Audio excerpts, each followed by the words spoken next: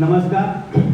आज या कार्यशाळेच्या निमित्ताने आज मी शेवटच्या दिवशी माझ्या जे काय आहे ते कृतज्ञता व्यक्त करत आहे.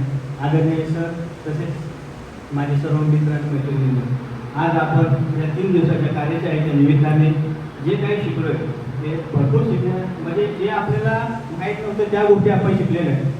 आज आपण या ठिकाणी शिकत असताना सरांनी आपल्याला जे काय आपल्याला जे ज्ञान असेल ते फार चांगल्या पद्धतीने दिलं आहे. ज्या पद्धतीने एक आई आपल्या लहान बाळाला ज्या पद्धतीनं जेवण खाऊ घालते त्या पद्धतीनं आज आपल्याला सरांनी चांगल्या पद्धतीनं मार्गदर्शन केलेले आहे आणि चांगल्या पद्धतीनं आज आपण इथून घडून जाणार आहोत. तसेच सरांनी आज आपल्याला ज्या आपण कार्यशाळेमध्ये ज्या गोष्टी आपल्याला येत नव्हत्या त्या गोष्टी सरांनी आपल्याला चांगल्या पद्धतीनं A to Z सगळं समजावून सांगितलेलं आहे. त्यासाठी आज आपण सर्वांनी इथून बाहेर पडल्यानंतर प्रत्येकाने ज्या पद्धतीने मॅडमने सांगितले की आपण घरी गेल्यानंतर ज्या पद्धतीने देवाची मूर्ती असते त्याच्यावरती धूप बसू देत नाही, रोज आपण पॉलिश करतो, त्याच पद्धतीने आपण प्रत्येक जणांनी ह्या ठिकाणी रोज आपण जेवढा आपला ग्रुप आहे, सर आहे, सरांचं मार्गदर्शन आपल्याला लाईफ टाईमसाठी आहे.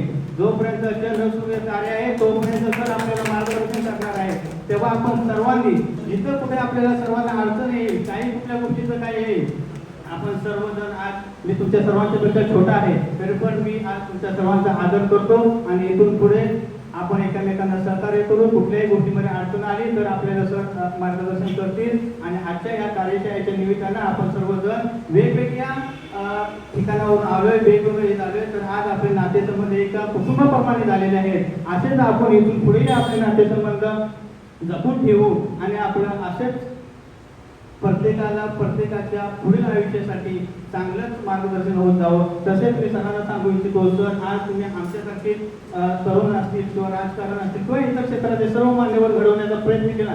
असे तुमच्या हातून सर लाखो करोडो मिलियन मध्ये अजून असे विद्यार्थी, राजकारणी किंवा इतर लोक आपल्या हातून अशाच चांगल्या पद्धतीचे बोलायला शिकत राहावं एवढ्याच या कार्यशाळेच्या निमित्तानं मी माझी भाषण व्यक्त करतो. जय हिंद, जय महाराष्ट्र.